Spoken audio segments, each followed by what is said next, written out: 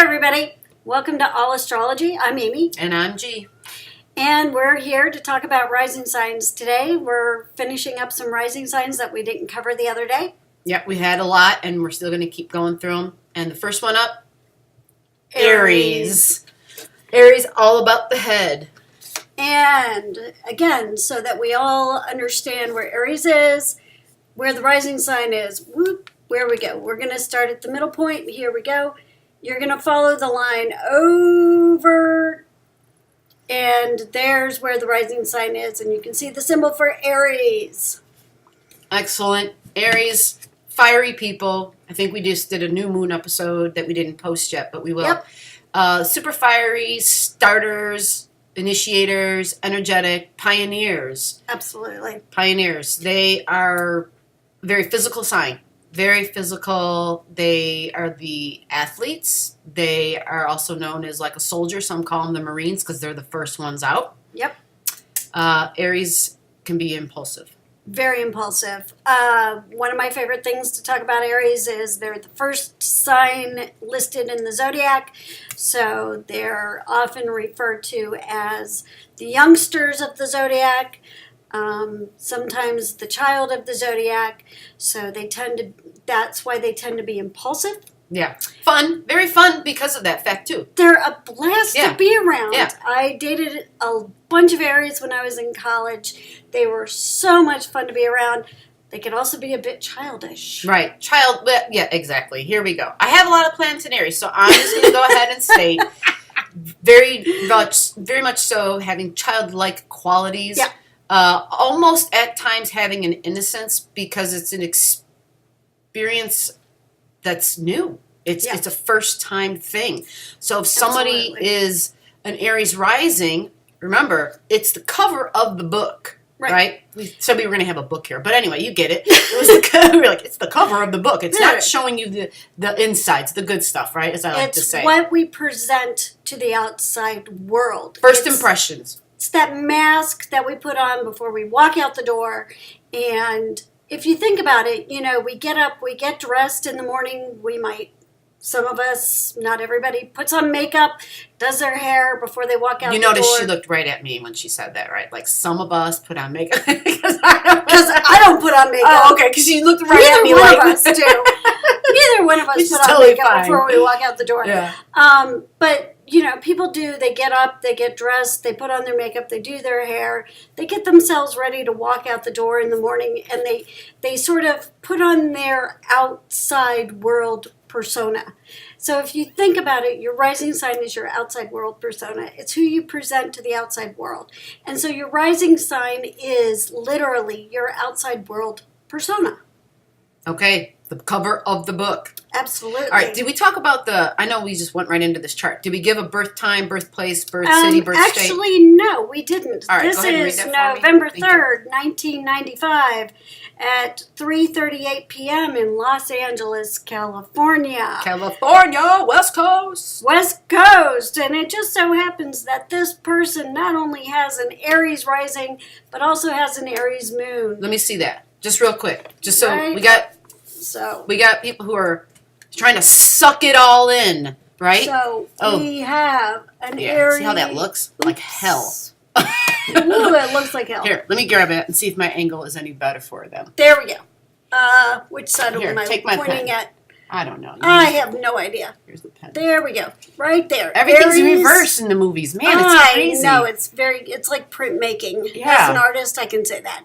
So right there, Aries moon, you can see it right there above Just inside the Aries rising sign line. So, okay.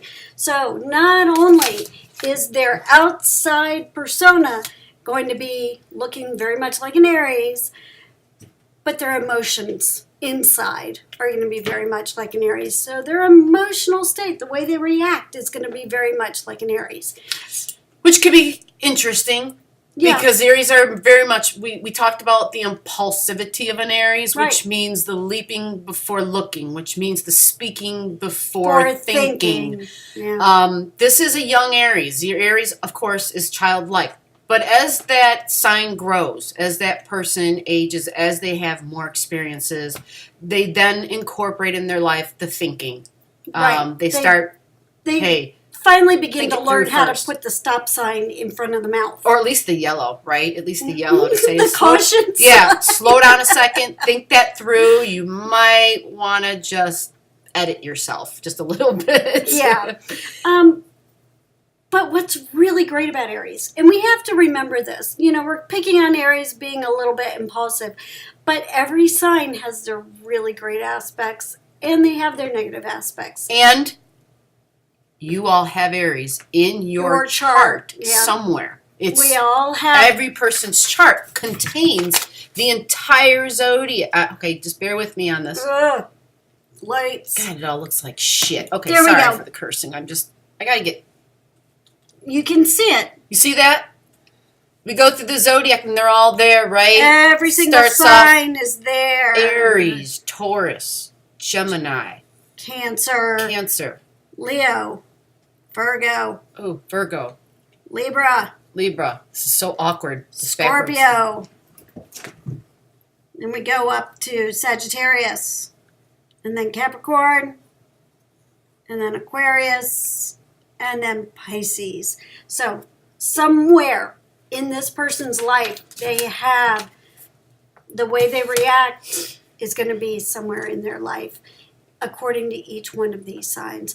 So this person, the way they present themselves to the outside world, the way they react emotionally is going to be very much driven by Aries. They're going to be very fiery, very action orientated. We kind of said that. I'm going to try to they're going to be real repeat. Go-getters.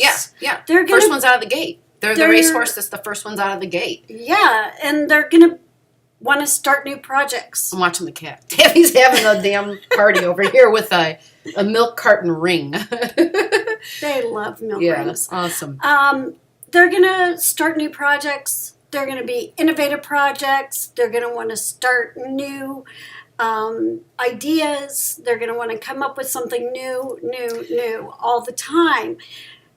That's going to be great. They're going to be innovators. And that's a wonderful thing. They're going to have a little bit of a difficult time on follow through. So what they're going to need to do is have people that come along behind them and help them with those follow through skills. Yeah, they need the stamina. They need the endurance. Because they're almost like that candle that burns the brightest. Right. That's your Aries, right? And what do they say about the candles that burn the brightest? They burn out really fast. Right. And it doesn't mean physically. We're not speaking necessarily in a physical way. It's just that the initiating of anything is super exciting. And it's how they discover themselves. Right. Through these new experiences. So once they've discovered it, it's like, okay, I already know that about me. Time for the next adventure. Right. The newer the better. They want to move on to something new. They want to do something else. They want to have a new adventure. They want to have a new, if they're involved in a company, they want to start a new product. They want to start the next innovation in that company. They always want to be involved in what's new and coming out in their product line. And so they have to have people behind them that are helping them to have that follow through line. I guess Taffy wants somebody to play with. Yeah, we're not there though. Okay, so the Aries rising, as with all rising signs, this is simply your outward appearance to the world. Okay, right. So there's a lot of other good stuff we have not talked about because that is the innards of the book. That is, as I've been saying, the meat and potatoes. That is the good stuff. That is the substance. That is the details. That is just the intimate things that the outside world doesn't know because all they're getting is a glimpse of the cover. In particular, with this chart and this time and date, can you repeat it again for me real quick? November 3rd, 1995 at 3:38 p.m. in Los Angeles, California. And we're going to do a really quick specific, give you a little bonus on that previous chart that you just put to the side real quick. Oh. No, that's okay. We're not going to pick it back up and show them it because it's learning. But I really want to infuse quality into what we're offering you guys.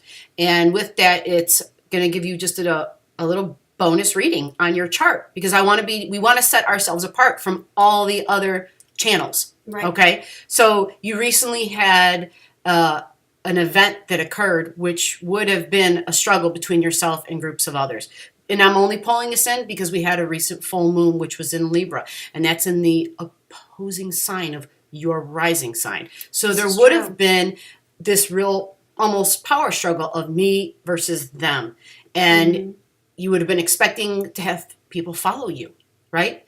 And in Libra, it's all about balance. It's all about everybody gets a shot to be in the limelight, you know? But it would have been with close people who were in your inner circle, one-on-one relationships, whether it's a business partner, whether it's a spiritual partner, whether it's a romantic partner, you know, whether you're married, a committed partner.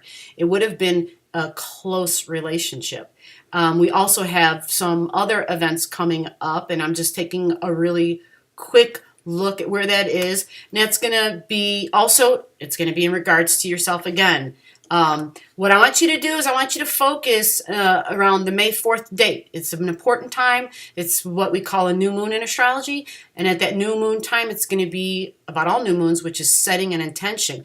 But it's a chance for you to take something that you're really passionate about and take the new moon energy, which is going to be of Taurus, which is about sustenance, which is about sustaining, which is about endurance, which is about carry through. Once I begin something, I finish it. You value in your life and how you value it. And Taurus is an earth sign, so it's about how you value the earth and about how you value your possessions and what you carry with you. Yes. So your self-value is going to be part of this, because this in your chart, it encompasses your first house. And the first house is all about me. It's all about myself. It's all about who am I? You know, who am I other than this outward appearance to the world? What's important to me, you know? Right. And so take the time, like I said, coming up this week and the following May 4th, to plant some seeds. You know, plant seeds energetically, plant seeds emotionally. Take your fiery energy that you have and that you are, and initiate a new beginning with the understanding that you're going to be adding in an energy of Taurus, which is grounding it and giving it a chance to actually eventually blossom, where we can see some fruit. So you know what that is. You have thoughts, you have ideas. You know, you want to sustain it. You want to have it to be something that's going to last and you can go forward with, and it'll be satisfying for you. Okay, sound good? All right. Do me a favor also, while you guys are listening, take the time, please, to go down below and hit that button, hit the whatever, like, subscribe, please subscribe. Hit the bar, hit the bell, the comment. Let us know if you have any questions pertaining to this. When you tap the bell, you'll get alerts when we come up with new material and new downloads for you. Okay, so the next one we're going to be looking at is a Taurus rising. So again, here we are. Yeah, you got to play with the light. Let me see if I can hold it for you. There we go. We got it. You want the pen? A little crooked. There we go.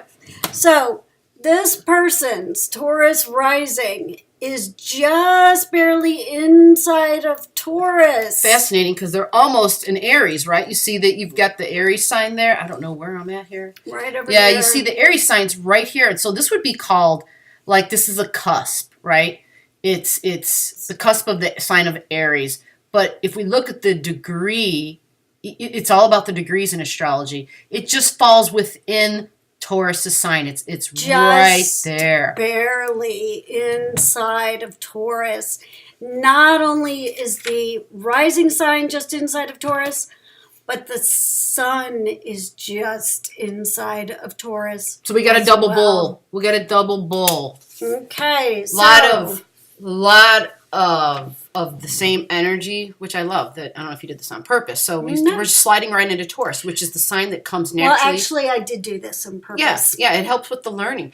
We initiate in Aries. Aries is the initiating energy. And we follow through in Taurus. And so the date that we're looking at is April 1st. Gotta adjust the balls. Is that right? April? That can't be right. Okay, I'll talk about Taurus. April 21st. Okay. Sorry, April okay. 21st. Pick up the rope here and do something with it. April 21st, 1986 in Anderson, Indiana at 6 a.m.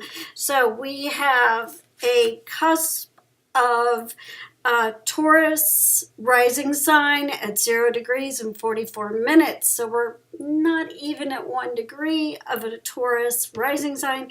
And we have the sun at 1 degree of Taurus. So what does that mean? We have a Taurus rising, which is outward appearance.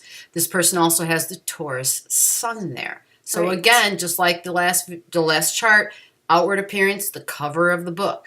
Right. So we dipped into a little bit about Taurus. Taurus is about quality over quantity. It's all about quantity. I was just telling her that I said, "Do you want to borrow my pen?" Because she's like, "Oh, the pen I have isn't that great." And I said, "Here, you borrow my pen." I said, "Take this pen." Now, if you look closely at this pen, show me the pen. Show me like this. Just show me something like this. This will help point out. So she was using something like this. I know it's not exactly a pen. It's a pencil, but it's a cheap one. Yeah, it's a cheap one. It's thin, right? It's thin. Lightweight. And I said, that's interesting. I said, because I said, you can tell. This great pen. This is this great pen that my hairdresser, or whatever they're called. I don't know. I'm so old school. But anyway, I know they're called something else, and it's evading me right now.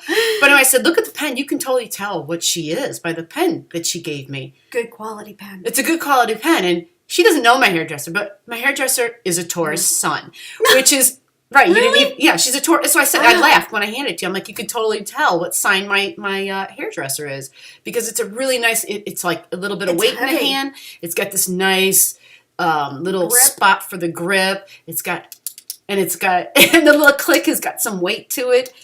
And when it writes so beautifully. Yeah, it's smooth. It's smooth. It's wonderful. So it's all about quantity over quality over quantity.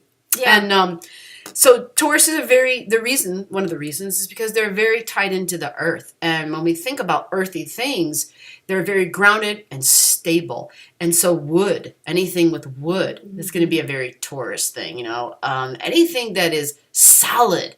And that's just the whole point. They want to begin things from the foundation, and it should be solid, You have to think about the image of the bull. It's it's a solid animal. Yes. Yeah. Muscle mass. Yes. And when you think about it, it's something that is hard to move. Yes. And when you stubborn son of a bees when they want to be. They can be. Very Believe stubborn. Me. I have one living in my house. And I grew up with one in my house. My brother, as a matter of fact, is a Taurus. And holy moly, he could be stubborn. So they can be that way. They can also be incredibly kind. They can be incredibly giving. And when they give quality.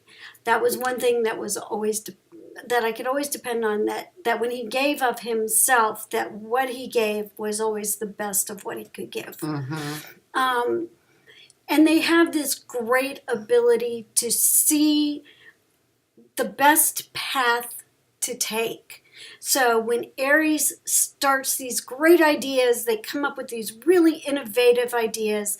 Taurus has the ability to see the best path forward. For the idea that we want this thing to be sustainable. We want it to last. We want it to just, last for as long as possible. Because Taurus is about material things. It's about our money. Because that's what that house is. The second house is all about our values. And so values and beautiful things. They like beautiful things. And beauty can mean a lot of different things to a lot of people. But typically, going back to the simple example of the pen, right? The pen has the little clasp. We're spending a lot of time talking about it. Because it's super practical. It's very practical. It's a nice basic example. It's got the little clip that clips on if you want it to clip on like in a pocket or whatever. And it's not plastic. It's not going to break. Yeah. I mean, so it's an earthy sign, so it's going to be very practical in that way, very pragmatic, like was kind of what she was talking about, pragmatic ideas and solutions and how to go forward. And it's got the perseverance to sustain. Again, that's the outward sign because we're talking about the rising in this particular chart for this person because their sun is there. Who they are, who they appear to be on the outside is who they are because it's their sun sign as well. So it is who they are. Whenever you have the sun sign very, very close to the rising sign like that, the person that you're seeing on the outside is going to be the person who's on the inside. They match in this case. They in this match. chart. The sun and the rising are Whenever identical. you have that type of scenario, when the sun and the rising are close together, what you see is what you get. Yeah. They are going to appear the way they really are, which is Most kind of a definitely. nice thing, because you're not getting an appearance of somebody that isn't the way they look. Okay, now it's time for bonus time, which is our additional little thing we like to do for each chart to set us aside from all of those other channels out there. So in this particular person's chart, do me a favor, birth date, time, and place again so we can get their attention. April 21st, 1986, Anderson, Indiana, 6 a.m. All right, so you recently had an event, and if it didn't already occur, my bet is that it did. If it didn't already occur, though, it still could be occurring, or a few more days left of this energy. Yep. You had an issue with people who were most likely in your workplace, actually. Yep. And it would have been a one-on-one issue about fairness, about balance. Mm-hmm. And there would have been a power struggle. Absolutely. Because it was you not necessarily opposing them, but in a way that's exactly what it was, because it was you maybe wanting to be the leader of a project. You maybe wanting the spotlight. You had this great idea and nobody was listening to your great idea, right? You didn't have anybody behind you following you. This would be important to an Aries person, especially because I'm mentioning an Aries person because, well, this person is very close to being an Aries. And so because their sun and their rising was right on that cusp line that we showed you guys, you see, I'm sorry, we're using a different video today and it's right there. Okay. Let's. I'm so sorry. We will figure this all out. We one day. will get this straightened out. But because it's so close to the Aries and it's right on the cusp, this person is going to be so fiery, and they are also going to be someone that won't be denied in who they are. Like, it's going to be a person that walks in the room and everybody kind of turns their head and knows they're there because they have so much fire attached to the bull, attached to the stubbornness, attached to its strength and endurance, because the Arian person has a lot of strength. The bull's got the ability to just carry it through to do the marathon, so to speak. Yeah. So they have all of that involved. And the recent full moon was opposing the Aries stuff that this person has. So there could have definitely have been a blow up. And so knowing about the moons in advance helps. And we are really going to dive into the moons in our next series, I think after our rising sign series, because the moon changes every 2.5 days. Yeah. And so it becomes a huge factor in your life. And if you know about it in advance, you can make a lot of good choices with just the awareness. And those full moons and new moons are really significant. I know for me, because of where the last full moon hit, because it hit in literally the section of my chart that is ruled by home. Well, my husband and I had an argument. About the home. We had an argument literally about our home. Yep. So had I stopped and thought about it, maybe I would have not basically picked a fight with him. And I sort of actually was the instigator of the fight, and I'll admit it. So I did. I don't know. He kind of just sprung stuff. He did kind of. He has some dominant Aries stuff in his chart, and he did kind of just spring something, and it was just like and he's very much like, if the idea comes about in the home anyway, he's very okay. We're doing this, and it was like, whoa, wait a minute. So it was understandable on both sides. So, you could see it. And he's like, "What? Are you just going to yell at me about this?" And I was like, "Yeah, I'm just going to yell at you about this." So.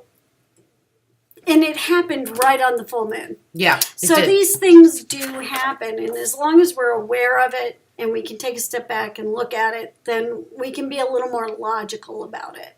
And so for this person, and getting back into their chart, because you mentioned the new moon, this is also going to be affecting this person and their self. It's all about themselves. Yeah. So this is the time May 4th is the date of the new moon. Take the time, be aware, set some intentions down, put them on paper. It's the planting of the seed time. It's like springtime, right? You plant your seeds, and you want to have them there, to be able to your seeds for yourself. Yeah, for yourself. It's all about that. Yeah. And it's all about what you value. Reevaluate what you value. You might be looking around and saying, I don't really know if I need these things in my life. And maybe it's not things. Maybe it's just what you had your values on. So it could have to do very much with all of a sudden, I value the earth in such a way I want to spend more time with the earth. I might be outside doing more physical things. I might be literally planting physical things. Or maybe food too. Taurus. Yeah. Totally food. Totally. Yeah. Oh, Taurus is earth. Totally food. Yeah. So that is our reading for this chart. We're going to move on. Let's get chart number 3. Well, we have a group of Libra risings. Okay, this is interesting because we had that Libra full moon issue, which we talked about last week, and we went into some depth. Yep. So these individuals had this right on their ascendant. Okay, so we're going to be looking at... We're going to get it there. Have some patience. Libra rising. Right there on the ascendant line, we've got a Libra rising. I just wrote on my face, I think. I thought it was the other side of the pen, and it was with... Anyway. Okay, so this is January 22nd, 1939 in Chicago, Illinois at 11:10 p.m. So... Full moon was on your ascendant. Well, no, the full moon was actually in the first house. Full moon was 29 degrees, so it was in the first house. You're a Libra rising, so it's all about your outside appearance. Full moon's about emotions. Libras tend to be, we didn't mention this, Libras can tend to, because they want things to be fair and balanced. They want everything to be equal. Right. They want to find, think about the symbol of Libra. Libra, the symbol is balance. Libra, the symbol is justice. They can tend to be, and I'm only saying this because of the full moon. So during that time, and this is what Steve did, actually. In his chart, her husband, I'm sorry. And God, he's probably going to be watching these one day. I shouldn't be doing this. But he doesn't know this.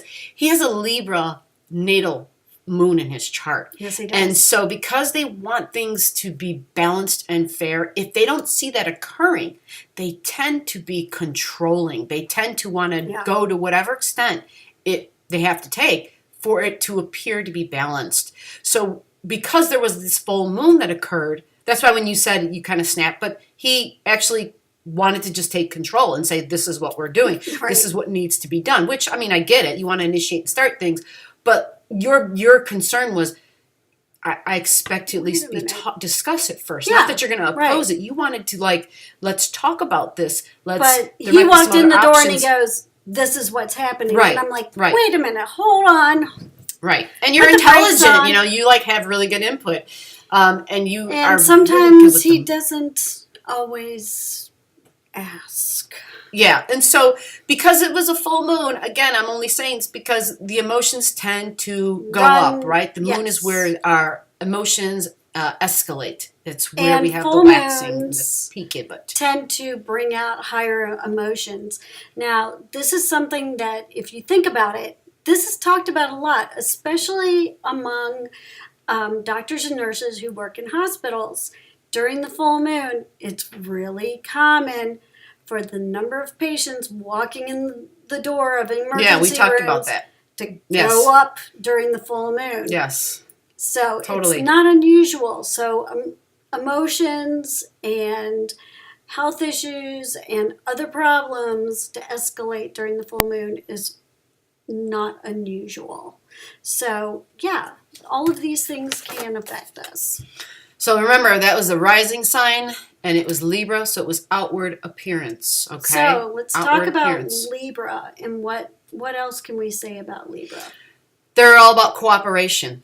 Venus is their ruler, and it's about beauty. It's about relationships. It's about what we value, and they're going to value beautiful things and things being balanced is going to be an idea of beauty to them.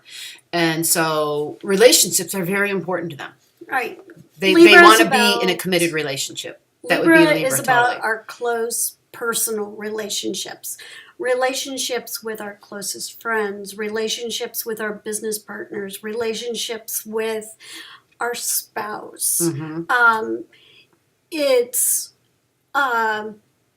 But it's interesting because on the negative side, and I've had some very, very close Libra friends, they can be a bit controlling in how they control their close personal friends. I had a close Libra friend who she kept one group of friends here, one group of friends here, one group of friends here, and she did not like mixing them. And then she would talk smack about this friend to this friend, and talk smack about this friend to this friend. Oh man, and there talk must have been smack about this friend to this yeah, friend. I wouldn't put that in the Libra bucket. There must have been the moon issue involved in that, talking about people behind their back stuff. But I've known several Libras who do done that same thing.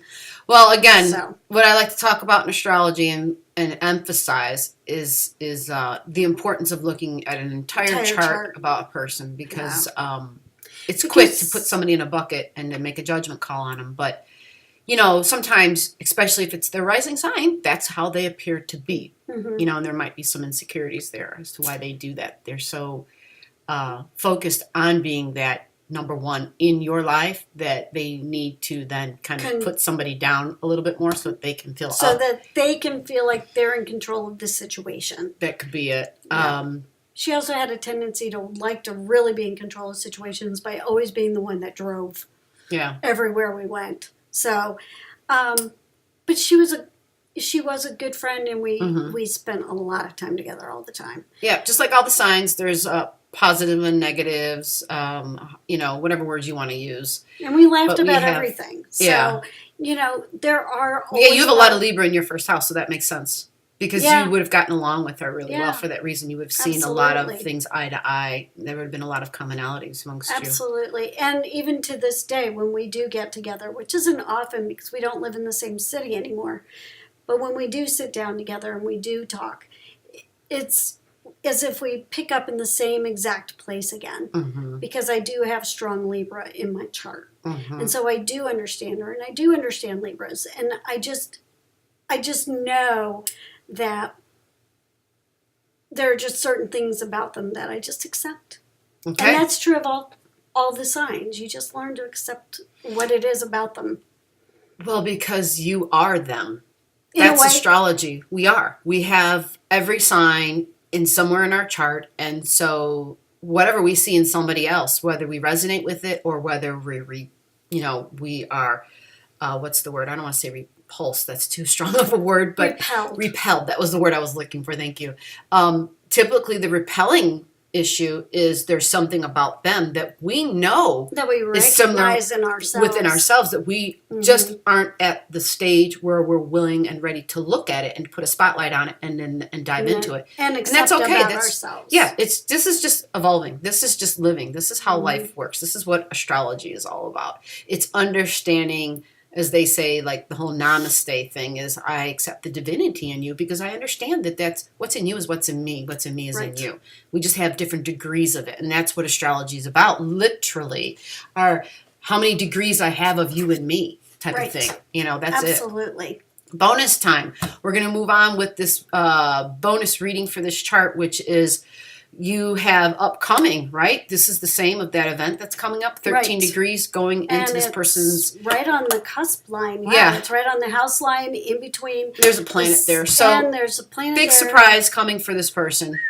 Read that again for me one more time. January 22nd, 1939, Chicago, Illinois, at 11:10 p.m. God, I'm going to go out on a limb here. Do you think someone might be, like, there's an engagement involved in this or something? I feel like it's a surprise. It's Taurus. It's Venus. This is a commitment. This is a very substantial, there's a big significant surprise coming. And it feels, because it's, and I'm feeling really strong all of a sudden, too. Like, this might be, somebody might be I don't know. Maybe someone's popping the question to somebody. Maybe somebody's going to get the question popped to them. I don't know whose chart this is. We are trying to make sure we only have birth dates and times and places in front of us.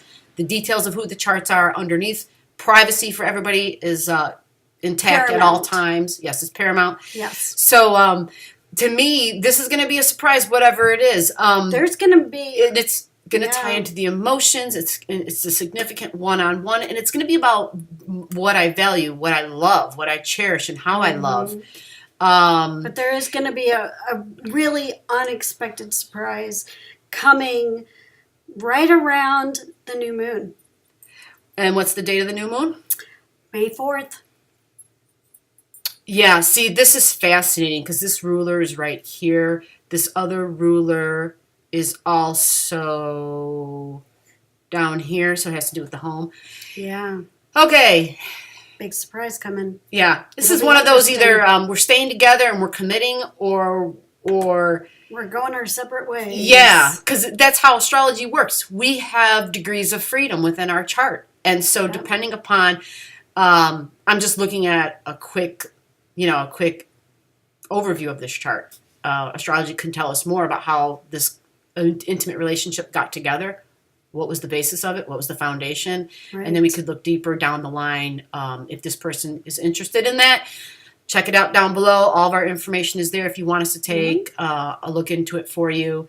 But yeah, I guess it's not a surprise now because we're notifying you. Like there is something that's coming along. That's going to come along. Somebody's going to say something to you, or something's going to happen that you probably may have a feeling about, that there's going to be a change or there's going to be something that happened.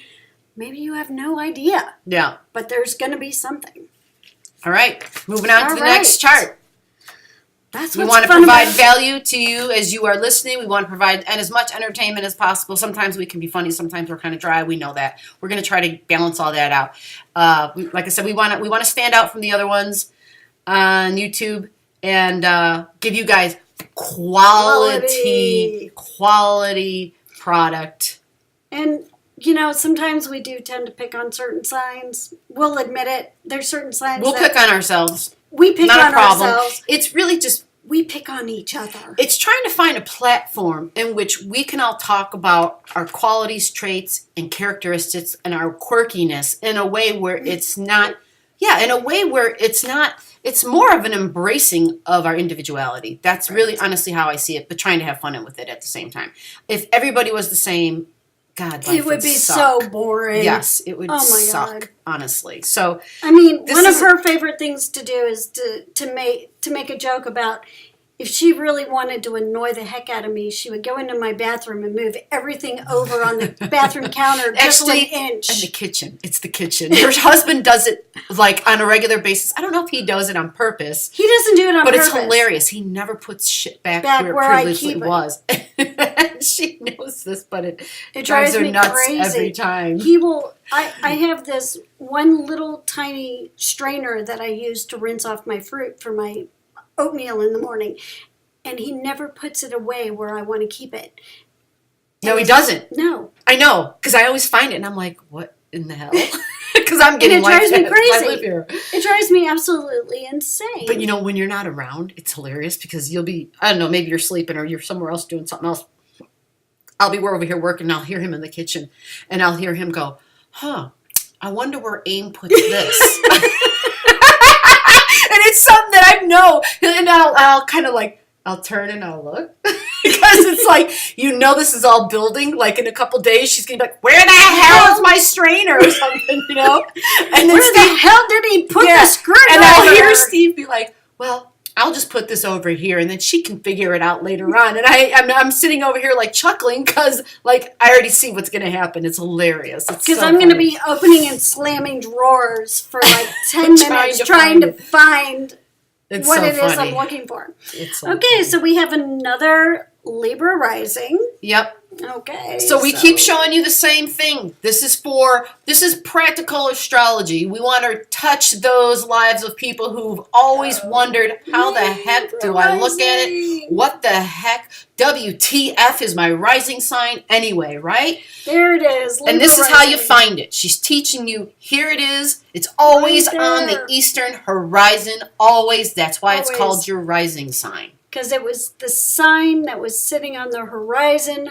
when you were born. Right. And that's a Libra. Okay. So now we've been repetitive on purpose, okay, to show you. Because repetition helps you to learn it. Yeah. And it's the Libra. It's the balance, right? It's What's that line. What's interesting about this is moon that this particular person, while having all of those Libra qualities on the outside, they have their sun on the exact opposite side of the chart. I just got to show you this because this is so fascinating. It is fascinating, right? So they got the Libra over here. Libra's over here. And here's the sun. Okay, and so here's their sun. And these are opposing signs, which we've talked about. They're along the same line of energy. Yep. And it's the pen again, right? It's the pen with, I'm trying to get in the camera. It's the pen, same line of energy. Libra's here, Aries is here. Or Aries is up here and Libra's here. There's no top or bottom, no good or bad, no wrong or right. They're different the energies. Opposite energies. Yeah. So while Aries is about me, yes, who I am, myself, and I'm going. I don't care if anyone's following me. Well, they actually prefer to be followed, but they're going to be at the front. Libra is all about fair. Us. Let's go together. Fairness. They want to be with a partner. Balance. They want to be with a partner. They're about the relationship. Yeah. Literally the relationship. So when you put those two energies, the rising sign and the sun sign, at those opposite poles, it's all about trying to find how to balance those two energies out. So Aries is on the outside saying, I want to go, go, go. And Libra is on the inside saying, wait a minute, I want to be with somebody. I want to be in relationship with somebody. I don't know where I want to go. I'm not sure Libra. How I want to do it. Let's think about this. Libra sometimes can be indecisive. I don't think we've said that in all the videos we've done talking about Libra. Libras can have a hard time. It's because they want to appease the left. They want to appease the right. They sit in the middle. So they would call Libra as someone who sits on the fence, right? Because they see the validity in this thought and this idea. They see the validity in this. And they're like, well, I can understand both of them. And so they're like, damn. Which one do I go? You know, do I do left? Do I do it this way? Do I do it that way? How do I make a decision? How do I balance these things out? So do you think this person would have that problem? I think they would very much because of the way the energy is in this particular chart. It would be really difficult. Why does she say that? I know, I shouldn't do this, but I have to because it's like ideal right now. It's going a little bit deeper. I'm sorry, just bear with me. Into astrology, I want to get a good visual if possible. Why can't I just be normal? I don't know. I just like, come on, damn it. Just work for me. Okay. So here we have the Libra, right? And here we have the sun. The opposite, which is the fiery starter, the be alone and just go forward. Not to be alone all the time, but they want to be at the front of the pack. But the Aries is sitting in the house of Libra, okay? No, it's not. Well, she has a lot of Aries energy sitting in the house of Libra. Okay. So there's a lot of Libran energy there. So even though it's an Aries sun sitting in the 6th house, technically, right? Because there's a couple more planets in the 7th house, which is ruled by Libra. Libra, right. This Aryan person is going to have just an abundance of Libran qualities. So in reality, for this person's sake, they have this established sense of balance in their chart already for them. You know this because your chart is this. This is her chart. Her chart is a flip-flop. And so she has already an established sense of both signs, the opposing energies sitting in the same house. Right. So you have sitting this in sense the of that. Yeah. So this person has quite a bit of that. Yes. They have a lot of Libra energy in the house that belongs to Aries and a lot of Aries energy sitting in the house that belongs to Libra. And so when you have that opposite energy sitting in that house. You have a cup that's got both the ingredients inside of it, and they're already mixed together, and so it's already there. The pot already contains it. And so what ends up happening is you end up internally, and I can speak to this because I have this, is that you tend to have an argument with yourself about right? You tend to argue with yourself over about what it is that you want to do and why you want to do it and what's the best course of action to take. Yeah. And so then what you end up sometimes doing is doing nothing. And that can be difficult. And I've found myself in that position where you're like, well, I could do this. Well, I could do this. Well, I could do this. A lot of back and forth, yeah. And then you go, totally Libra. This is the positive of doing this. And this is the positive of doing this. This is the negative of doing this. And this is the negative of doing this. And then you sit there and going, well, then what should I do? And then you sit there and you go, well, I don't know what to do. Well, how do I do this? Well, I don't know what to do. And then you end up thinking and rethinking and thinking and rethinking. And then you end up stuck in this thinking phase and you end up not doing much. And you just end up thinking. All right, moving along. We're going to talk about this super bonus thing that we've been doing with everybody's chart, which is we kind of, I believe at the beginning of this, talked about that the full moon was on this in this person's first house, so emotions were going to be high. Right. I'm not going to go any further on that. What's coming down the line, and that would be May 4th. So what's going to happen for this person specifically on May 4th? We have a new moon in Taurus. We're not going to show you the chart on that necessarily, but... And it's going to be happening right near... It's going to be happening right near Mars. All right. Which is a very fiery planet. That planet rules Aries. That's right. So it's this is this is going a little bit more in depth in astrology, which I won't explain it, but because the connection she just made, that means that this is going to involve some other people. It's going to involve significant one-on-one relationships is what that means. And they're going to be it's going to be powerful because not only is it connected to a planet, but there's also a point in their chart. And when we say points in a chart, hold on a second. This part I can show you. This will be the basics of astrology. When we talk about points in a chart, significant points, a point is anything where there is an angle, okay? So this is a line coming down. I'm so sorry for this. I feel really retarded. A line coming down. This is their IC, which is the bottom of their chart. So that's a significant point, right? Anything where there's a house cusp line, and the cusp means it's the beginning of the house. Like this is their 6th house, and this line would be considered the cusp of the 6th house. And that would be considered a significant point because it's the beginning point of that house. The chart with, right here, this chart, they have a line right there, right? So it's the cusp of their 8th house, actually. It's happening in the cusp of their 8th house. And this is about other people's money, other people's values, okay? And it's also like inheritance. Inheritance? Inheritance. Try and say that 3 times. I can't say that today for some reason. It's an inheritance. Yeah, that's better. Inheritance. I just have to say it I just have to spit it out. And that's also the house of the metaphysician. It's the house of the psychic.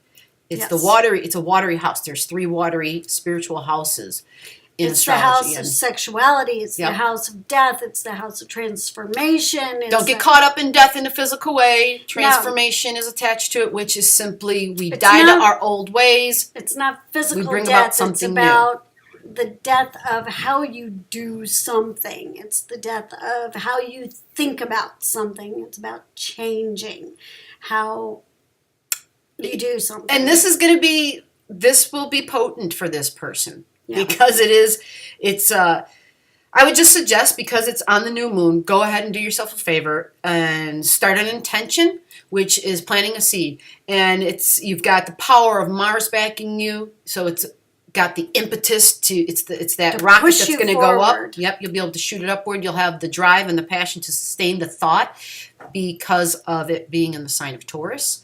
And you can just start your affirmations, so to speak. And it may be about connecting to spirit, connecting to the other side. It may be about, am I a medium? You know, it might be something about that too. So if you have these thoughts, what's the birth date and time on this again, so that we get a reminder? March 30th, 1985, LaGrange, Illinois, 6:25 p.m. Excellent. So do yourself a favor. Don't waste the full moon energy. Write some intentions down. Plant some seeds of what it is you desire. And it's going to involve things that have to do with what you value. Okay? It's a value system realignment. And what do I truly value? Absolutely. Moving right along here.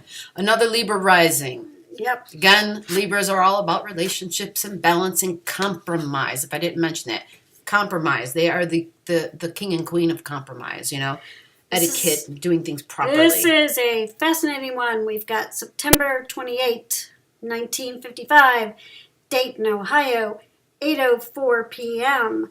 The reason why this one is a fascinating one is because we've got Libra here. We've got the sun right above the rising sign line. And if you notice, everything in this chart is on this side of the chart. Look at this. We have virtually nothing over here. And we'll talk about that later in astrology when we get more in depth, when we're there. That doesn't mean that there's nothing over there. No, there's not. But there's so much here. There is so much. There's a lot on this person's rising. You see, you saw all those planets that were there. So, the first planet that we have to mention is the Venus, because she's sitting right there. Venus rules the sign of Libra, actually. And so what does that mean in just everyday practical words? Venus is about how we is about love. Yes, love. How we receive love. How we love. If it's in your first house, if it's on your rising sign, how do I love myself? It's about self. It most definitely is about self-love. And because it's a Libra rising, this is the cover of the book. So this is what they appear to be on the outside. You might look at them and think, wow, that's someone who seems to be really, you know, like they've got their life together. They're in balance. They've got things figured out. They seem proper. They're going to seem very proper because Libra is about beauty as well. And so even down to etiquette, I mean, really, because it's about, you know, manners. You know what I'm saying? When we're talking about practical things, it's about manners.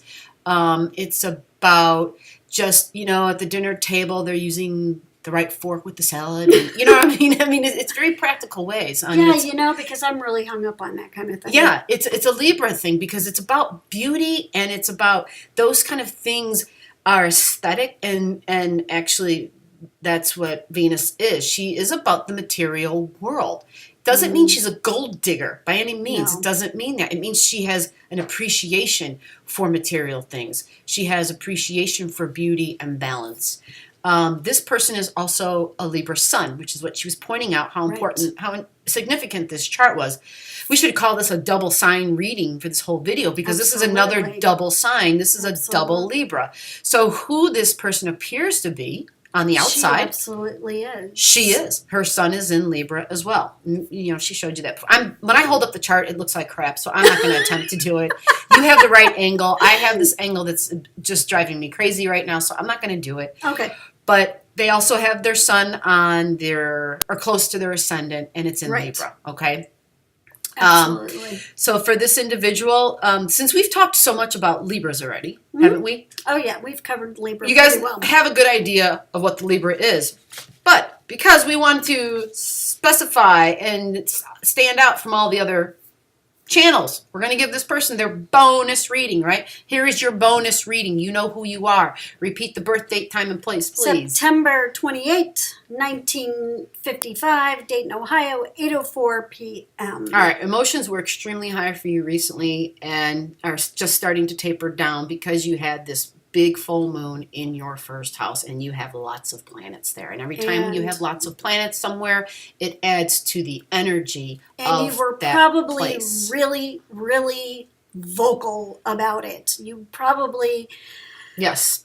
Or you were doing a lot of thinking about it. If you weren't talking, the mind was racing about it. That's for sure. You probably were talking about it. You've got Mercury there, which is communication. It is. It's also how we think. So you might be at a point where you learn to hold your tongue back and to be the perfect Libran. You have Libra Sun and Libra Rising. So there's probably a lot more thinking in your head than there was in expressing, actually. I mean, I could be wrong, right? Recently, the lineup, I'll say, the lineup of that full moon, and it's interesting because the recent full moon was, I know I sound like I'm repeating myself, but there's a point to this, was in Libra, but the ruler of Libra is Venus, okay? And the new moon coming up is in Taurus, and they have the same ruler. Taurus and Venus both have Taurus and Libra both have Venus as their ruler.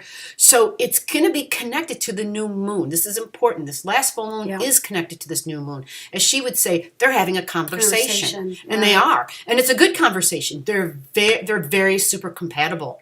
The Taurus and the Libra are going to be real happy compatible. Together. Yeah, when they talk, they communicate. It's not someone's talking at the back of someone's head type of thing. The other one's not listening. They're communicating. They're relating. They're understanding. And for this individual, it's going to be, again, because we're doing Libra risings, it's also going to be in this person's house of death and regeneration, a mystical house. It's going to be other people's money. It's going to be about inheritances. Did I say that right? Inheritance? Now you've got me questioning it. Anyway, so contracts, inheritance. It's the 8th house. It's the metaphysician's house. So you could say it's about astrology. It's about diving deeper. It's the house of the ultimate researcher. It's a very psychic house. So when the new moon is there, it's a really good time to don't waste the power. Don't waste the ability to plant a seed into the ground. Doesn't mean literally, although it can be. But maybe write some intentions down. If nothing else, have these affirmations that you can use, whether you're using them this way with your voice, whether you're in your thought. Just be persistent with them. Because it's in Taurus, it's something that if you begin, you should have the supportive energy to help you sustain and carry it through to fruition. Till you see fruit. Harvest time, baby. Absolutely. Absolutely. It's springtime, and we want to be able to plant those seeds in the spring that carry us through. Okay. All right. If you found something here today so far that has been of value to you, please subscribe to our channel. Hit the bell so you can get alerts as to when we drop a new video. Click like. We like a thumbs up. Makes us happy. Okay, so our next chart is going to be Sagittarius rising. Finally, something new. Talking about the same chart or same sign after a while. This is another fiery sign. This is April 21st. Wow, another Aries sun. Woo. Super fiery individual, but very fiery individual. Depending upon the time of year, it was slightly different. Oh, they are fiery. This is a Taurus sun. Yeah. Excuse me. And that's the thing about astrology, which we never really even dipped into, because, again, astrology is so vast. But she just said something, which we're going to talk about it really quickly. She said, it's April 21st. It's an Aries sun. And you'll probably notice when you look in the newspaper or a magazine, they do, like, readings, or what do they call them? Horoscopes is what they call them. Those are literally your sun sign that they're talking to you about. That's all they're talking about. So they can tell. So what they're saying is, if you were born on April 21st, you are an Aries. But in this chart, this person was born on April. Well, no, when you look it up in a magazine, it gives you a time. April 21st, it'll say a Taurus. They say one or the other. They don't give you a choice. That's what I'm trying to tell you. And it varies. And it changes from year to year. Thank you. If you're right on the cusp between two signs, if you're born on the 19th, 20th, 21st, 22nd, you may not be the sign that they say you are. Right. Look it up. You have to look it up for sure. You have to go to an ephemeris. Because it varies from year to year. Contact a good astrologer. Contact us. Ask us. We'll look it up. We'll make sure. We'll verify exactly what your sign is. My father swore his whole life that he was a Taurus. Right. Guess what? He was in Aries. Right. He never knew because, like everybody else does, it says it's in my horoscope. It says if you're born between April 21st and May 20th, you are a Taurus. But that's not true. Always true. It's not true. Leap year, if you think about it, because it takes 365 and a quarter days to rotate around the sun, it actually moves the dates. Right. So it varies. Enough said. So enough said about that. All right, so it's Sag rising. Fiery individual like an Aries, but a little bit different. They are fiery and they do like, I'm not going to say they don't like to start things. They do. But in a different way. In a different way, that's right. So here's the Sagittarius, sign of Sagittarius on the rising line. You see the black line, which, represents, that's the horizon. And because goes right to the sign they have Sag. a Taurus sun, the sun is all the way over here in the chart. Okay, so Sagittarius. Thinks they're the teacher of everybody that exists. Anything else we need to say about it? I just had to say it that way. We all have Sag somewhere in our chart. So there's an area in our chart, and that's everybody listening. Yeah, you think you're the teacher. Oh, they think they know everything. So where do you have Sag in your chart? I have it in the third house. The house of communication. In the house of the teacher. Yes. Where do I have it in my chart? Where do I have Sag in my chart? Where is Sag? Sag is mostly in my 7th house. There's a little bit of it in my... In your house of relationships. I have it in my 7th and my 8th house. So you like to teach the people that are closest to you what's right. That's right. What you think is right. Yeah, exactly. Which is why she's always telling me what she thinks okay. is right. It's never without, where do I want to use? There's a bit of... she's always questioning. I'm a little bit more reserved. Exactly. That's exactly how I approach it. And think about this. This is important. You have to, when you're close with somebody who truly believes they're the teacher of everybody, because she's got Sag in her 3rd house, how else can you talk to them but to, well, maybe it's like this. Or is it possible it could be like this? Yeah, I have to approach it as a question. Otherwise, it's like, you butt heads. And you don't want to do that. We actually don't have a problem throwing ideas at each other. We learn a lot from each other that way. But astrology has helped us to see that in each other, to recognize that in each other. We have to recognize the fact that neither one of us know everything. Right. No, we don't. God knows we don't. But I have known quite a few Sagittarians who think they do. And they're more than willing to sit there and lecture me about what they know. Yeah. And the fact of the matter is, they don't know. Yeah. And here's Sag's motto. I just got to say this because they could be right about what they're talking about, but there's somewhere this deep. Not always, right? There's the bigger part is that there's some deep part of their thinking, which is my truth should now be your truth, right? Yeah. And they feel deeply about that, and so. That's not true in my mind. And that's my Sag saying that that's not true, right? They want their truth to now be your truth. Yes, they sure do. Yeah, they do. And it's not always true. There's no room for you to have freedom in your thinking and in your beliefs. And that is what Sag is, the sign of my beliefs. Their philosophy and their belief on life and how things should be, how things are. That is Sag. They are usually intellectual people because it is a sign of higher learning, but they tend to not look at the details. And that's where I end up having a hard time with Sages because I enjoy details. I just do. Me too. That's in my house of joy, actually. There's, I have Virgo in my house of fun. And Virgos don't have a hard time looking at details. And to me, things don't make sense to me. When the details are missing, there's a gap of knowledge and it drives me nuts. And this is what practical all astrology is about. We recognize where there were lots of gaps in knowledge and we thought, wow, we need to pick up and run with this because this is a valid thing. So many people just drop the ball with astrology after holding it for 5 seconds because... Try having a conversation with a Sagittarius who is going to then lecture you on what they are absolutely, positively sure is right. I'm like having a heat flash or something. I've had this happen, and I just sit there and nod my head and go, okay. Yeah, Yeah, just be smart and okay. understand. There are, you pick and choose. I don't want to use the word battles. Pick and choose your discussions. Pick and choose where you expend your energy. Yeah. Pick and choose where you expend your energy. You just do. And when I've had those confrontations with people that have very heavy Sag energy, I let it go because they're sure they're right, and it's not worth the argument most of the time.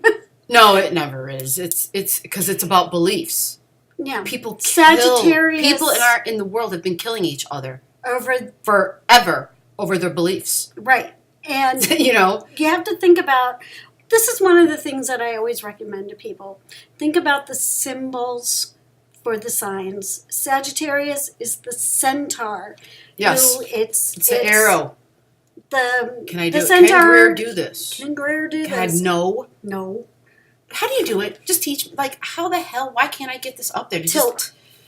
Well, it looks just bizarre. Okay. But it looks retarded. Look at that. It's got this angle to it. It looks retarded. But anyway. Okay, it's the arrow. It's the arrow. But it's not just that. Shooting up. You have to think about Always going higher. Half man, down to the waist. Yeah. On top of the horse body, with the archer who's drawing the arrow back, and he's looking right, and he's pointing his arrow up. Yep. And so he's got the blinders on. And yes. all he can do Good point. They are the racehorse that has the blinders up. They don't see to the left. They don't see to the right. They're all only he can do is look at his target. They are the very focused individuals, which is great quality. They're very focused on what they're looking at. It's how you get shit done. It is. It's absolutely really how you get stuff done. Yeah. But it can often block out the periphery. It can often leave out the peripheral information. And so they're really good at setting a target goal and getting that goal done. But they can sometimes forget about the peripheral information. So, okay. Sagittarius rising. Do me a favor, read the birth date, time, and place. We're going to... April 21st, 1994, Oak Lawn, 10:33 p.m. So I'm going to just tie in the rising sign to this reading. Your Sag rising, we've already said this. Mm-hmm. The full moon we just recently had sextiled, which is a good it's a nice thing. It's a good thing. Mm-hmm. It made something, it added a little bit of ease to something to it. Why not? Why not? The full moon? Oh, the 29 degrees? Oh, you're right.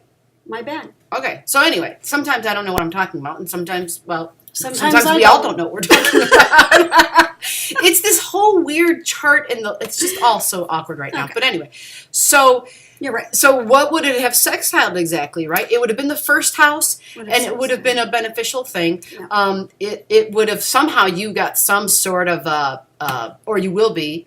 You had some sort of ease in relating one-on-one, and it had to do with friends, big groups, right? Yep. Yourself and in those big groups. Which is good. So you might have got some followers. What is a teacher?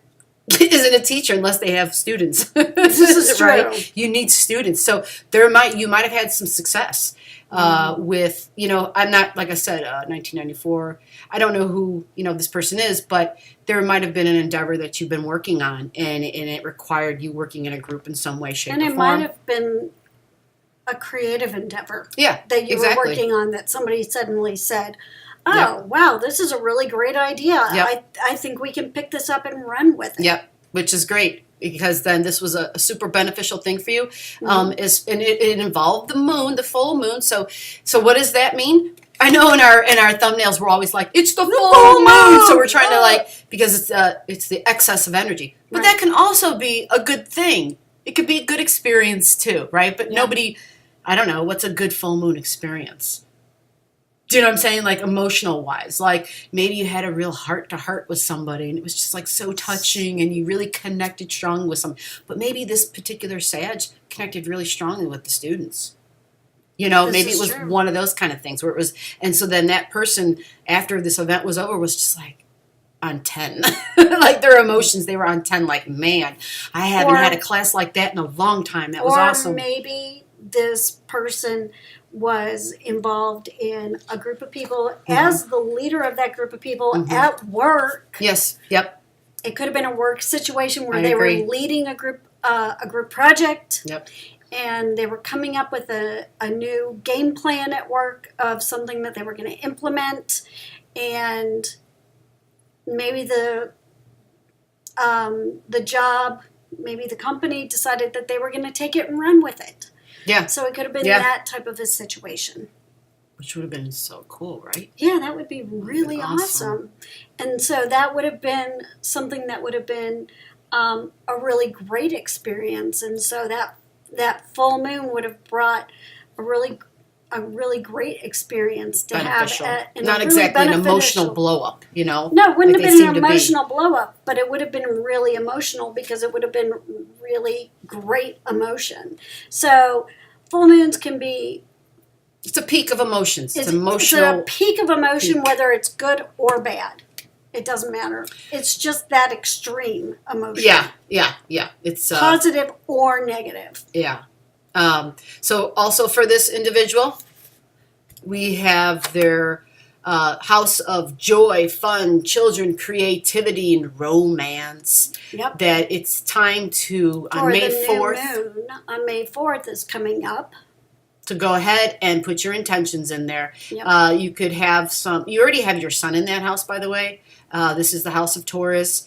And it's a super creative house. And you've got, like this would be a person who would probably feel very strongly about having children, or who may already have children. Again, I don't know whose chart this is. But if you've got the bull there, this is a young person. You may be, it is, but you may want children. Like I know some young people who at a young like age. About 24, 25 years, but just turned 25 years old. And so this person may be thinking now, it may be time to start thinking about getting married and having kids. Maybe.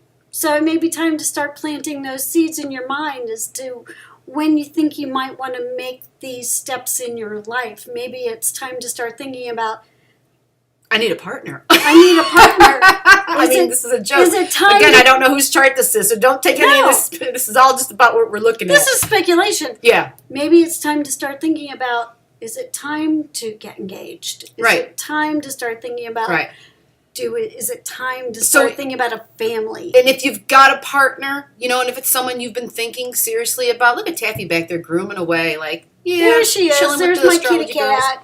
Girls. My little Taurus girl back there. So if you have a partner, it's not so much like start dropping hints necessarily, right? It's like they say, become the partner you want to be. Mm-hmm. Start using your thoughts. Start using the power that you really truly have, because you're a Taurus sun, so you have this magnetism, okay? You have the power of attraction. The law of attraction resides within all signs, but most definitely within the Taurus sign, because they are the sign of desire. I know we didn't really go into that. I'm trying to keep astrology basic, but they are the sign of desire. So whatever your greatest desires are, you have the ability to make that stuff come true. So if you plant those energetic seeds, you can get that because you have the energy to supply the duration of it, the sustaining of it. Absolutely. Okay? So remember, May 4th, don't waste your intentions.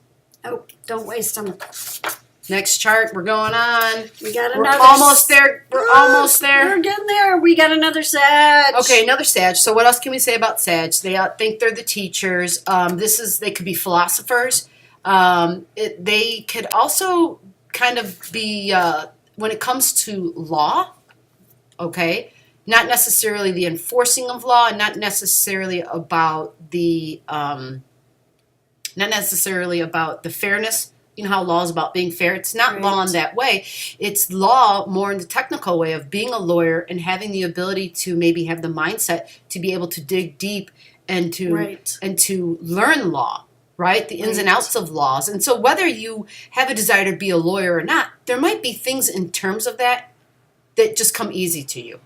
Okay. Understanding how to apply the minutia of the law, being able to take precedents, particular case work, and being able to dig through the casework and being able to apply it to whatever case that you have in front of you in a creative way to make your case. I could see somebody with strong Sag tendencies to be able to do that. Yep. Now, what's really interesting about this particular chart, which is October 2nd, 1968, and I'm sorry, I have to take a peek here, 12:57 p.m., Iowa City, Iowa. And you, by the way, because I just saw the rest of your chart really quick, you know who you are, who this chart is for. You have the energy to do major research, so law would be really good for you. You would not have a problem at all digging deep and being able to just, get knee deep into stuff because of some of the things I see lining up there. Your intuition is going to be super strong as well. Yeah, you have great hunches. Follow your hunches. Okay, I have to show you this. Unbelievable intuitiveness. Why we're saying this, because this particular chart, you got to look up here. Look up here. All of this stuff, all of these planets up here, this is all in the house ruled by Sagittarius. So not only do we have a Sagittarius rising, which looks like what? This is the like Sagittarius that, rising. Okay. But then we have all of these planets up here, which are in the 9th house, which is the house of Sagittarius. So, and that's where the sun is located. So this person, looks how they appear on the outside. The Sag rising is who they are on the inside as well. Yeah. Because their sun is in that 9th house. And then they're complex though. Yeah. This is a complex individual. It is a very complex individual. And their sun happens to be in Libra, which is the other sign that's associated with balance and law and understanding the differences between this side of the story and this side of the story. So, and being able to figure out how to weigh those two different sides. So this person could very easily be that kind of person who could take those ideas and really run with them. And this past full moon, they have their Mercury right next to it. So they, again, another sign, high emotions. They were probably doing a heck of a lot of thinking and speaking about it because they're a Sag rising. They were no doubt verbalizing. Sages are all about verbalizing what they're, the communication things occurring, but it's all about speech. Speech. Yeah. Sag is also about long journeys. I mean, we didn't mention that. Yeah, they tend to travel a lot. They like to drive. Sages are going to be the people who don't mind getting in the car and going for a long road trip. They're going to prefer to actually probably drive instead of fly. Yeah, actually. As a matter of fact, I happen to know a Sagittarius who's been in many places in the world, and driven. He's driven in those places, owned cars in those places, likes to travel. He's flown to several different countries in the world.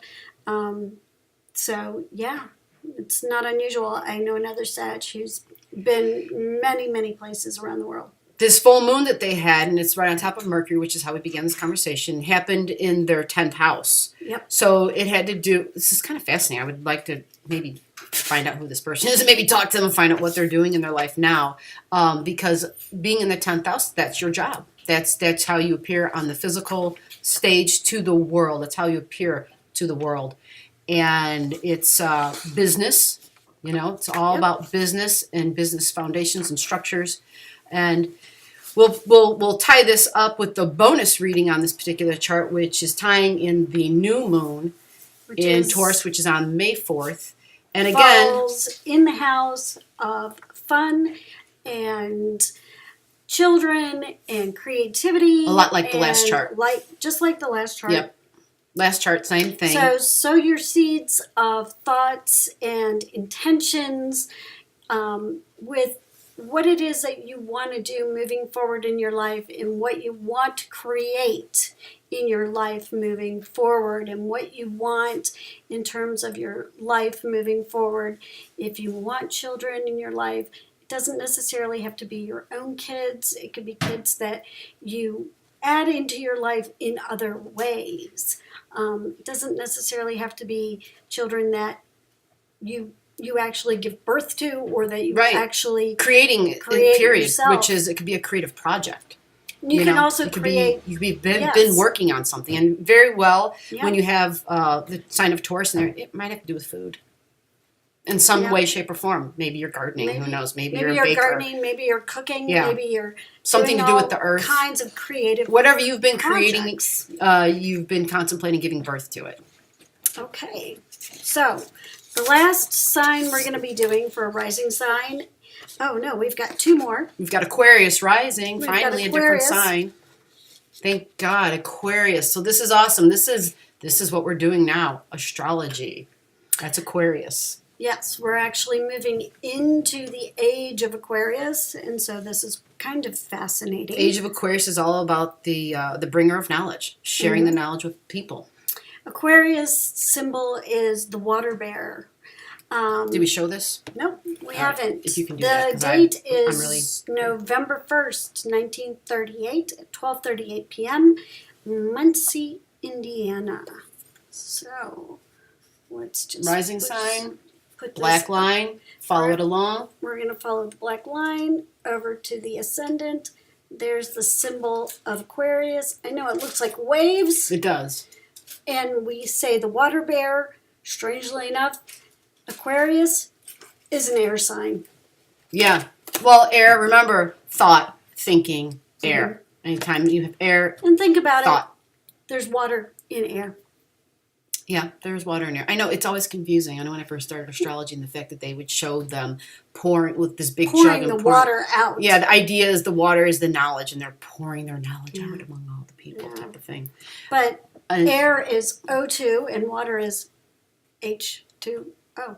Yeah. So this person has Aquarians. So they are unique individuals. They are the entrepreneurs. They are the inventors. Yeah, they're very heavily tied to unique people. Technology. They're very heavily tied to innovation. Remember, this is the rising, so it's the outside. It's the book cover. What else? They're tied to super smart people. They're very progressive thought. They can be very progressive in their thinking. Outside of the box thinking. They tend to be tied to being involved with large groups of people. Definitely. They like being around humanitarians. Groups of people. They're very humanitarian in many ways. What else? They can be shocking. Surprising. They can be very surprising. They things could just all of a sudden, whether it's through speech or through actions, because of their uniqueness, do things that you don't expect. Yeah, like I said, out of the box people. This particular individual has a couple of planets also in Aquarius. So, and one of them is Jupiter, and that planet exaggerates things. So this is probably a super unique individual, I would imagine, or at least appears to be on the outside anyway.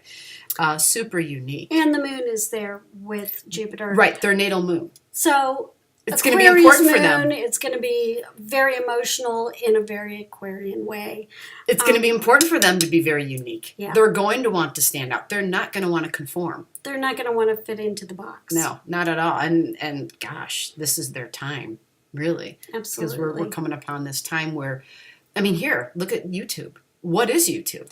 YouTube is Aquarius. It is Aquarius because it's the internet, which is also Aquarius, but it's individuals doing exactly what we're doing. We're using this platform and we are showing our unique abilities. And to be individuals. Yeah, which is just this, you're on the stage. You're on the platform, the light's on you, and you're not afraid to say, yeah, I do astrology.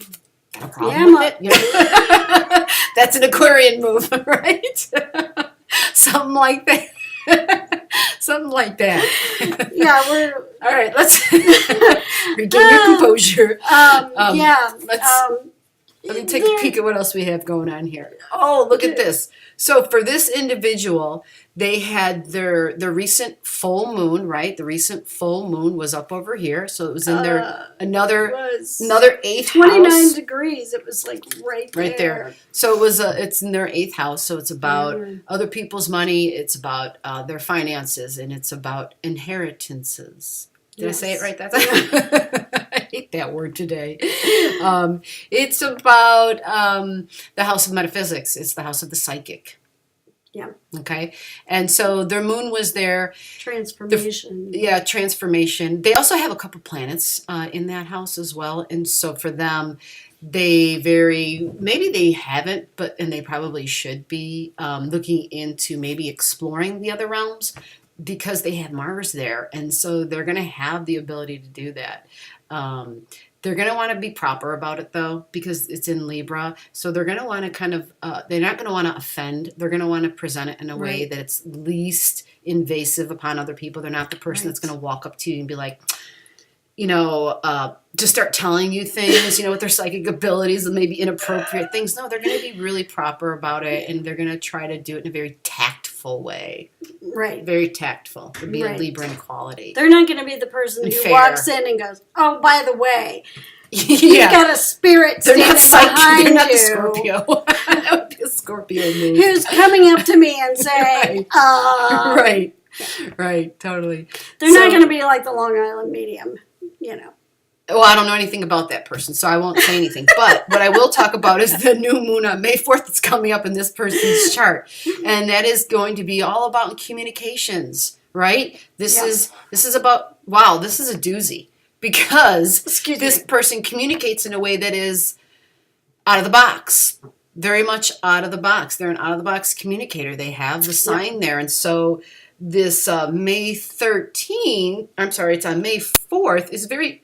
At 13 degrees. It's really close to that planet that's there. So that's going to be surprising.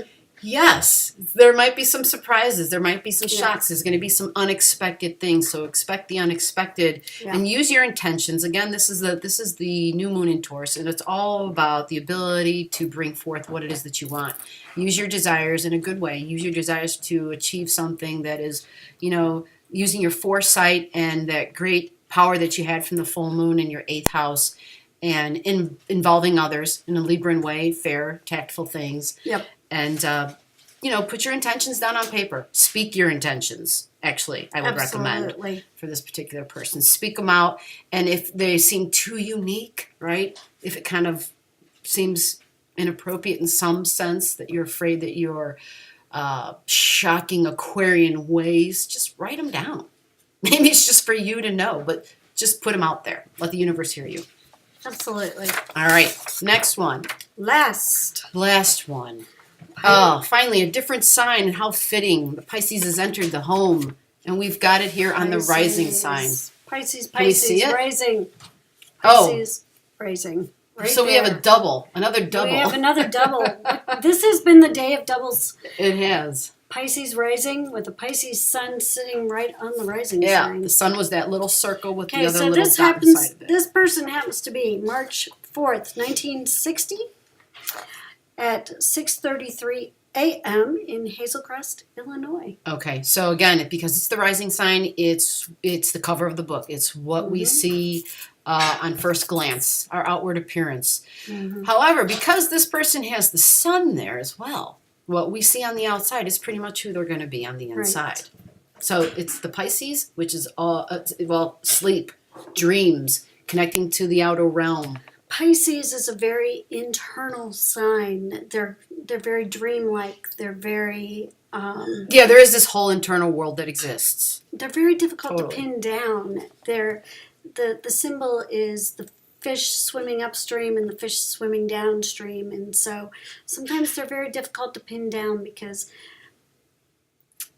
you don't know which way they're going. And they have the mutability, which is the flexibility, which is I can go left, I can go right. Yeah. They're constantly in a state of flux at times. They're also the sign of, if you look up, if you were to go through some charts of people who are actors, people who are in theater, Yeah. Pisces is a super prominent sign along with Leo. Pisces is as well because because they are so mutable, they're like a chameleon in the sense that, if I wanted to pretend to be like she is, however her quirkiness, like as far as her facial expressions and the way she talks or whatever, if I was this Pisces, like I could just totally imitate her. They'd be the great imitators of the zodiac. Yeah, a lot of actors, a lot of politicians.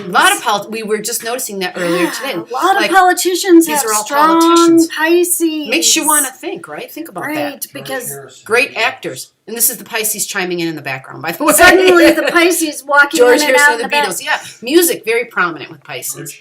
Creative. George Harrison, I keep hearing it over and over.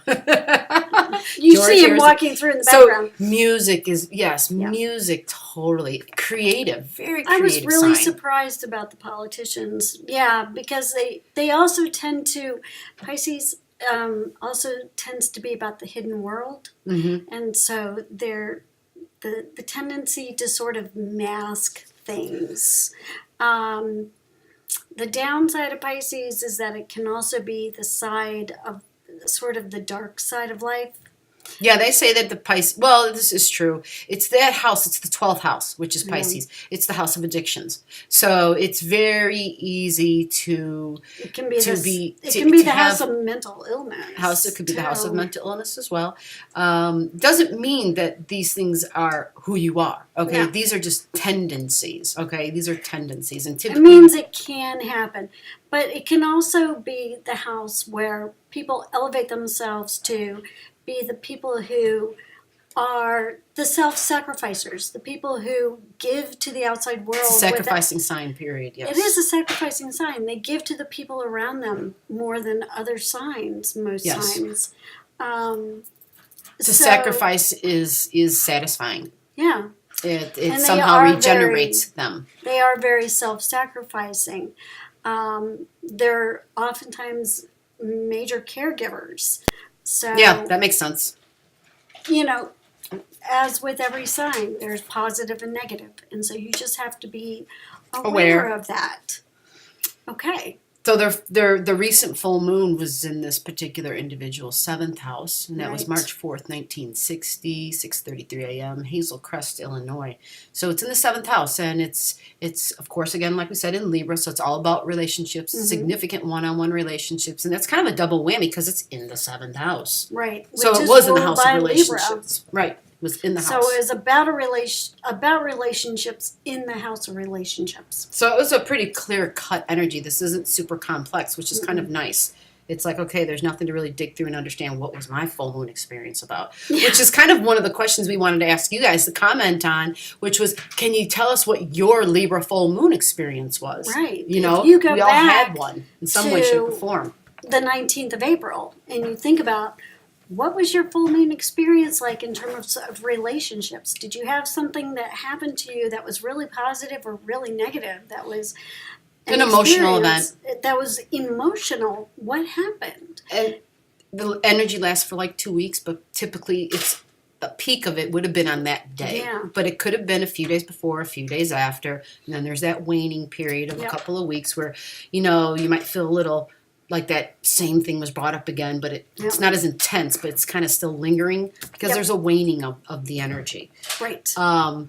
Okay, so we tie in the bonus reading, which is we're going to talk about the new moon, right? On May 4th. May 4th. This is going to be in Taurus. It's going to be at 13 degrees of Taurus, which means that for this person, it's going to be in the 2nd house, which Taurus is the and house Taurus. Ruled by Taurus. So don't waste this intention. This is super powerful. May 4th would be a good day to set those seeds into the ground so that you got something that you can sow and reap and have some fruit to harvest. Down the line. Remember, Taurus is all about what we desire, and you have magnetism in that. You can draw that which you want to you. Yep, absolutely. All right, remember, guys, tune in next time. We will let you know when that's going to be when you go ahead and tap on the bell. But if you tap on that bell, you're going to get the reminders of our weekly downloads. And we do at least promise that much, to have weekly downloads. We don't know how many times a week. We try to do it as often as we can. Yep. But by tapping on the bell, you'll get automatic alerts to your inbox letting you know when the next download's going to come up. We will be setting our next one up very, very soon, actually, because we're going to set these as a premiere. So we're going to let you guys know ahead of time so that we can view this like as a group. That way, when you guys are watching, we'll watch it with you. You have questions when we announce your chart, and we'll try and answer you right back right then. Yep. In the comment section. Yeah, that way the answers really will then be more privatized in a sense because they come directly to you. They aren't something that will be talked about openly in front of an audience. And be sure to say hi to Taffy. No, she woke up. She's looking around and there in the background. My little Taurus kitty with a lot of Cancer energy back there. Chilling. All right, until next time, thank you for watching. Like, subscribe, hit the bell, and remember, you look around in life and it's all astrology. Thank you. Bye.